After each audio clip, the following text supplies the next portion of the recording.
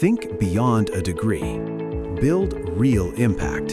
Shape your future with an MBA. From IILM University.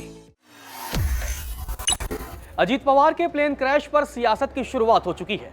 विपक्षी नेताओं ने इस प्लेन हादसे पर गंभीर सवाल खड़े किए हैं।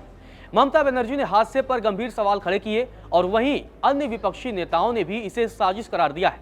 और ममता बनर्जी ने तो सुप्रीम कोर्ट तक मामले की पहुंच बनाने की बात की है। ममता बनर्जी ने कहा कि सुप्रीम कोर्ट की निगरानी में जांच समिति का गठन किया जाना चाहिए। जम्मू कश्मीर के मुख्यमंत्री उमर अब्दुल्ला ने भी प्लेन क्रैश पर जांच की मांग की है। सांसद पप्पू यादव ने साजिश की तरफ इशारा किया है, जिसके बाद भारतीय जनता पार्टी की तरफ से भी पलटवार किया गया है। भारतीय जनता पार्टी की सांसद कंगना रनौत ने जवाब दिया है। क्या कुछ कहा है वो आपको आगे बताएंगे, लेकिन उससे पहले आपको बता दें कि अजीत पवार के विमान हादसे पर सियासत की शुरुआत हो चुकी है और ममता बनर्जी ने गंभीर आरोप लगाए।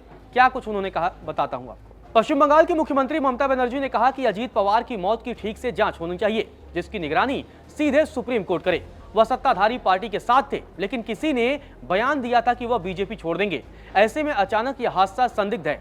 हमें किसी भी केंद्रीय एजेंसी पर भरोसा नहीं है। एक सिटिंग डिप्टी सीएम का विमान इस तरह क्रैश हो जाना कई गंभीर सवाल खड़े करता है। सच सामने आना चाहिए।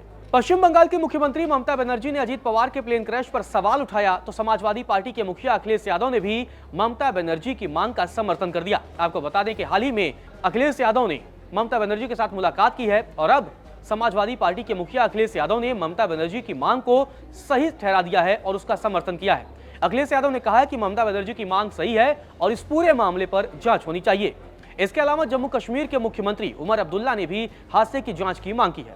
उमर अब्दुल्ला ने हादसे पर गहरा दुख जताया है और पारदर्शी जांच की मांग की है, जिससे विमान के क्रैश होने की तकनीकी या अन्य कारणों का स्पष्ट पता चल सके। इतना ही नहीं, तमाम मुख्यमंत्री मांग कर रहे थे तो सांसद पप्पू यादव ने भी गंभीर आरोप लगा दिए। बिहार के पूर्णिया से सांसद पप्पू यादव ने एक पोस्ट में कहा कि अत्यंत दुखद, महाराष्ट्र के डिप्टी सीएम अजीत पवार जी हवाई जहाज दुर्घटना में नहीं रहे। मेरी संवेदना उनके परिजनों के साथ है। उनकी आत्मा को शांति मिले। पूर्व मुख्यमंत्री विजय रूपाणी जी के बाद अजीत पवार जी, उससे पहले सीडीएस विपिन रावत जी सब हवाई दुर्घटना के शिकार हुए। संयोग ... यानी पप्पू यादव ने संयोग लिखकर कई तरीके के सवाल खड़े कर दिए। इसके अलावा उन्होंने एक बयान में कहा कि अब ये संयोग है या साजिश है, मैं इस पर कुछ नहीं कहूंगा, लेकिन पूरी जांच होनी चाहिए कि विमान दुर्घटना कैसे हुई। पप्पू यादव ने क्या कुछ कहा, सुनिए आप। प्लेन क्रैश हुआ, प्लेन में 5 लोग सवार थे। डीजीसीए का मुझे तो एक बात मैं कभी कभी सोचता हूँ कि अच्छे लोग क्यों चले जाते हैं। संघर्षशील, जिनकी आवाज होती है, जिनकी अपनी ताकत होती है, जो अपने बदौलत समाज को एक दिशा देते हैं, समाज का निर्माण करते हैं। और इसके पहले मुंडे जी चले गए, उसके पहले और भी लोग आप उठा करके देखिए, प्रमोद महाजन जी, अभी एक्स सीएम चले गए प्लेन में,